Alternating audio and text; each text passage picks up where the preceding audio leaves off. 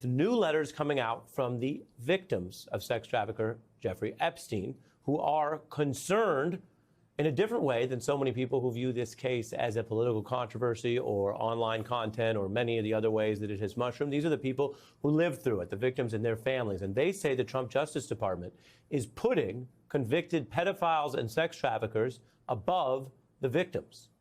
We're going to start right here, and I'm just going to read to you what they're saying. Quote, I feel like the DOJ and FBI priority is protecting the third party, the wealthy men, focusing on scrubbing their names off the files. That's a reference to the reporting about the benefits Donald Trump himself and others may have gotten, of which the victims know who they are. They continue, quote, to learn that our own president has utilized thousands of agents to protect his identity. And these high-profile individuals is monumentally mind-blowing. That's their focus. Wow. The reports are how Donald Trump famously put Epstein conspiracy theorists and other sort of podcasters in charge of the FBI. And remember, the reporting is they spent a lot of time and energy going through the material. And while some of them may have said or claimed they wanted to do that to then release it, remember, nothing's been released. That's why he's accused of a cover-up. But we do have reporting that they also used that time to shield various names. So remember, if you're keeping track of what has been a sordid political story, a lot of the people who claim to care about this story for justice, to go after bad guys like Epstein and his conspirator Maxwell, are now aligned with a government that's doing the opposite, shielding people, giving more secrecy to Maxwell and of course, the deceased Epstein, because while he's gone, the information could still come out and matter to people. And on top of all that, the administration going into the weekend gave leniency to the only incarcerated conspirator. Now the issue's snowballing, and I want to show you a way that it has affected Donald Trump, who is, if nothing else, very conscious and sometimes skilled at PR. He understands the difference between noise and language, wherever it may be in our world, and things that go to the heart of his political base, which he has always kept an eye on. So imagine his concern when someone who's been outspoken in many venues, Charlemagne the God, he's a popular radio host, he interviewed Harris, he's taken on more of a political role over the years, although he's known first and foremost as a New York music radio host, but he also has the show on Comedy Central, he's been on MSNBC. He is someone who goes and talks to all kinds of people. And that may be because a lot of people have seen his voice as important. Clearly Fox News and Donald Trump do, which is the story I'm telling you tonight, because he went on Fox talking to none other than Laura Trump.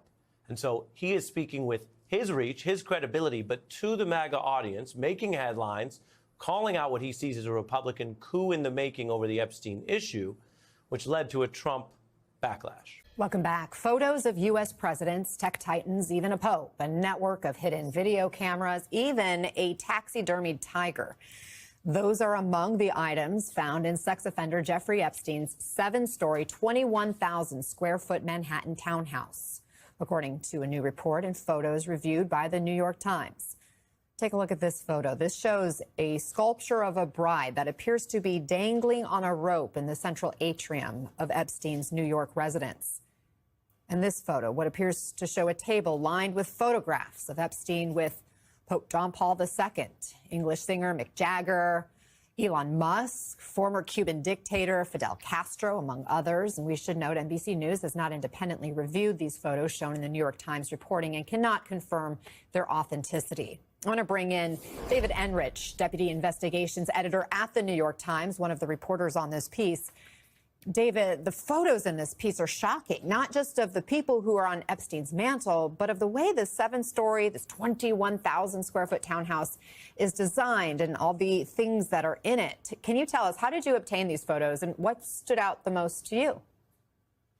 Well, I obviously can't say a whole lot about how we obtained these other than that we got them from people who had access to them. And we took a lot of steps to verify their authenticity and published them as soon as we were able. I mean, a lot stood out to me as I was looking through these. I've been covering the Epstein saga for like 6 years now and had never seen the inside of the house. So it was really amazing to kind of see the crazy, kind of creepy stuff that was all over the house, as well as these photos, obviously. And it was remarkable. We always knew that there were a lot of famous people in Epstein's orbit, but it was really remarkable to me to see the way he was kind of flaunting his access to those people, apparently in an effort to impress other people who would come to the house and see those photos. And you also write about some of the dinner parties that he threw and what some of his guests had said about those parties, including this letter reportedly written by Woody Allen for Epstein's 63rd birthday. And he writes of the sex offender's dinner parties, quote, lots of dishes, plenty of choices, numerous desserts, well served. I say well served. Often it's by some professional housemen and just as often by several young women, reminding one of Castle Dracula, where Lugosi has 3 young female vampires who service the place. David, while Allen does not confirm the age of the young women at all in this letter, Epstein was a registered sex offender at the time that letter was written. Is it shocking to you to just see how seemingly casual the casual nature of this letter?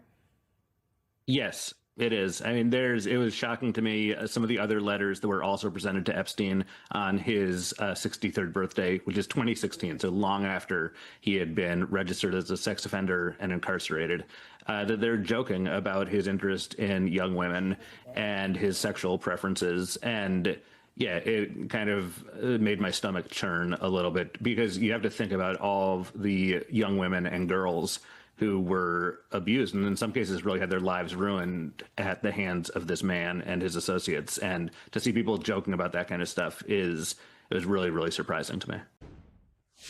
Welcome back to Live Now from Fox. We do have some breaking news for you as we continue to follow the Jeffrey Epstein saga. Putting this up on your screen right now, this post from the New York Post. We are learning the U.S. Bureau of Prisons saying today that Ghislaine Maxwell has been transferred from a Florida prison to a lower security facility in Texas to continue serving her 20-year sentence for helping sex offender Jeffrey Epstein sexually abuse underage girls.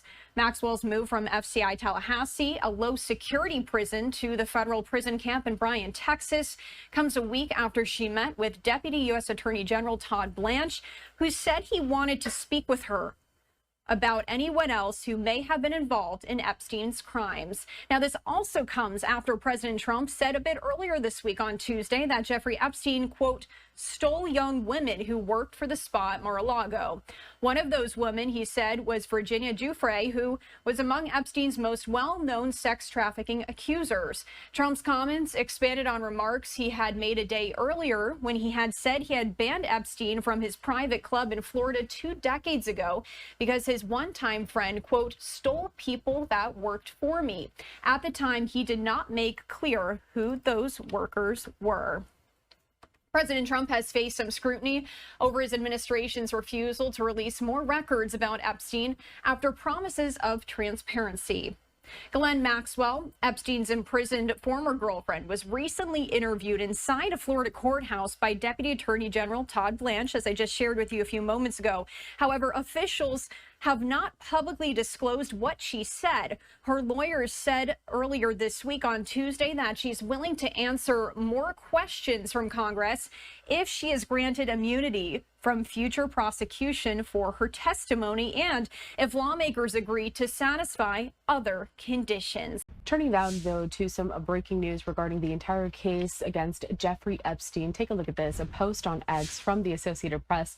Breaking: the House Oversight Panel issues subpoenas for Jeffrey Epstein files and depositions with Bill Clinton and other former officials.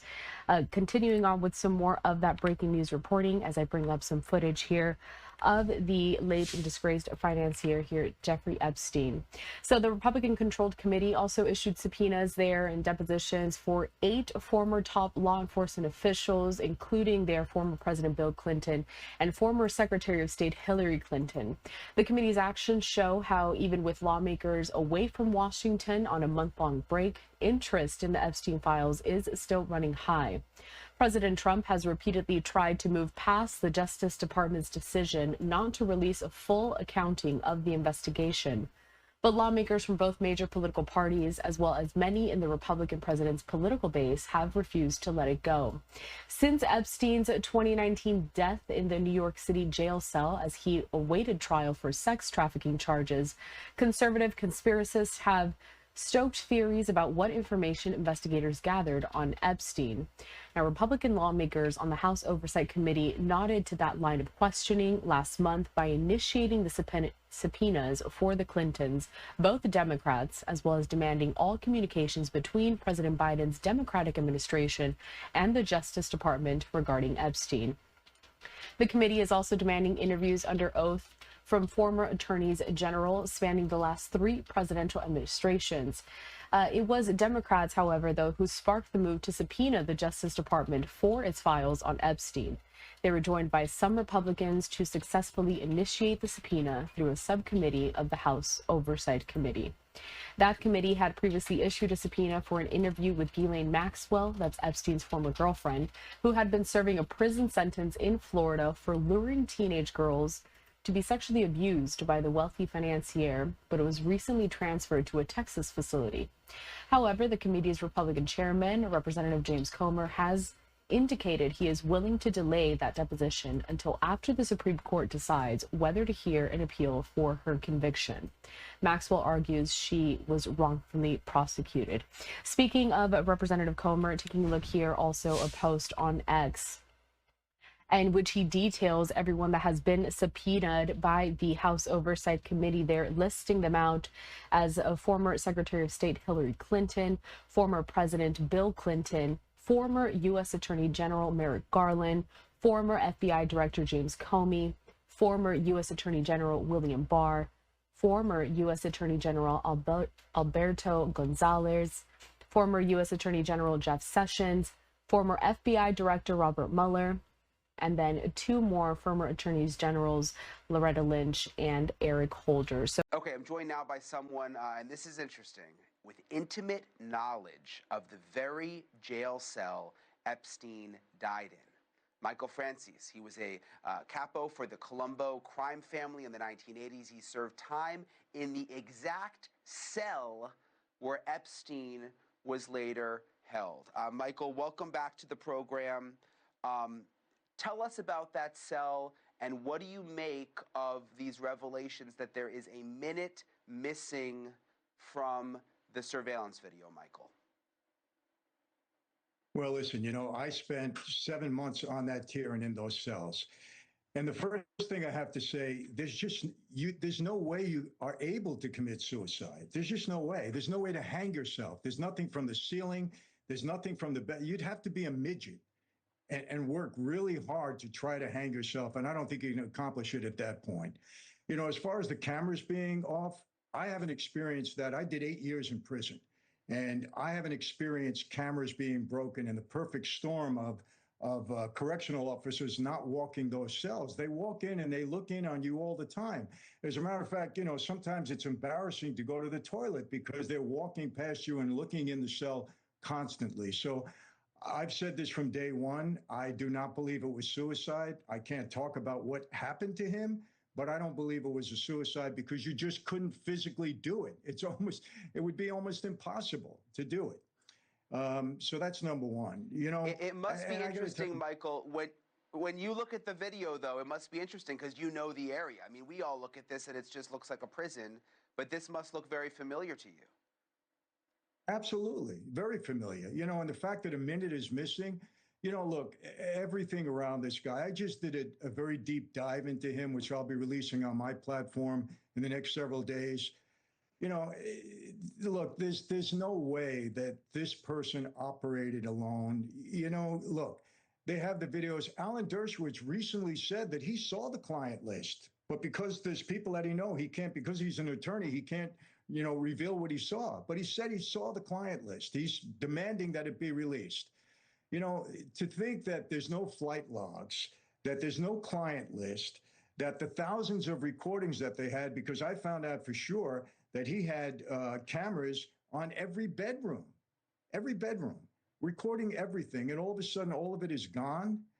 I mean, none of this makes sense. And look, the only reason it's important, it's not that anybody's trying to say, come on, this guy was a creep. And there was young women involved in this, young girls that were trafficked and abused. I have 5 daughters and I have granddaughters, and I just don't like it. And anybody that's involved in this should be held accountable. I recently interviewed Paul Hutchinson, who was, a major figure in the Sound of Freedom. He was one of the ones that went to rescue, I think, 51 or 52 of these young girls and young boys that were being exploited and trafficked. I mean, this has got to stop. And if these people are not held accountable, it's just going to continue. And unfortunately, it seems like it's people with power and money. It seems that, from what my investigation, that this Les Wexner was the first one that Epstein was able to bribe. And, there's a lot of stuff here that needs to come out, and it's really shameful if it doesn't. That's my opinion. Yeah. But as far as the jail cell, no way there was a suicide. Yeah, I want to go back to the jail cell because you lived in that jail cell. And just real quick, again, tell me, would you have the privacy in that jail cell to take your own life? Not only would you not have the privacy, I don't understand how you would be able to do it. You have to hang yourself from something. There's nothing on the ceiling that you can hang a bed sheet on. The bed is not that high. I mean, you have to try to lay down on the floor in some way because Jeffrey Epstein was a fairly big guy. You'd have to be a midget to even try to hang yourself. So it's not a question of not only are there cameras on are the COs walking the tier constantly, especially from what I understand, Jeffrey Epstein was on suicide watch for a while. They watch you very, very closely. Trust me on that. So I just can't buy it. I cannot buy it. I'm sorry. And I have no horse in this race other than my experience and the fact that I just couldn't see it happening.